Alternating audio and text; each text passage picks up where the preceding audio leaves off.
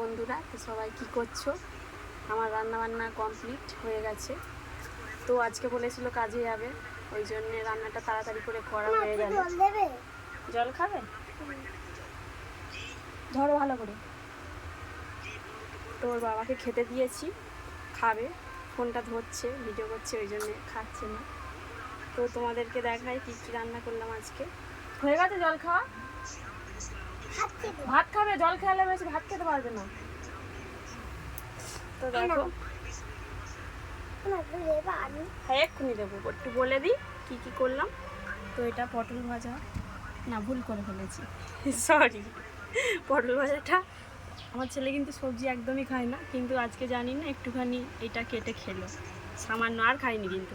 তো এটা পটল ভাজা, এটা বেগুন ভাজা, এটা কলা ভাজা, এটা আলু ভাজা, এটা ঢেঁড়স ভাজা, এটা উচ্ছে ভাজা, আর এটা হচ্ছে নিম ফুল ভাজা। এটা নিম ফুল। ভাতটা একটু নরম করে ফেলেছি, ভাতটা একটু নরম হয়ে গেছে। তো অনেক রান্না গরমে হয়ে গেল নরম, জানি না। এটা চাটনি, এটা চিংড়ি। ফোনটা দেবো আমাকে, আমার ভাত আর এইটা খেতে মন চাচ্ছে। তোমার বাবাকে দিলাম, তুমি আগে খাও, ঠিক আছে? এটা মাছ, মাছের তরকারি, এটা মাংস, এটা চিংড়ি আছে, চিংড়ির একটু ঝাল টাইপের, এটা চাটনি, এটা জল।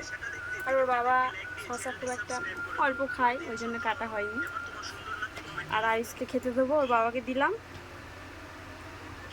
তুমি এইটা খাও, তুমি এইটা খেলে খাও। কেন পড়ে যাবে? তো খেতে দিয়েছি, খাবে, একটু বসে থাকবো, খাওয়া হবে, আয়ুষকেও খাওয়াবো। তো এখন কটা বাজে? 12:30 বাজে। আমাদের 11টার সময় রান্না হয়ে গেছে, কারণ ওই বললাম কাজে যাবে বলেছিল, তাড়াতাড়ি করে রান্নাটা করলাম। কাজে যায়নি আজকের দিনে, কেউ কাজে যায়, খুব রাগ হচ্ছিল কাজে যাবে বলেছিল বলে। আজকের দিনে কেউ কাজে যায়?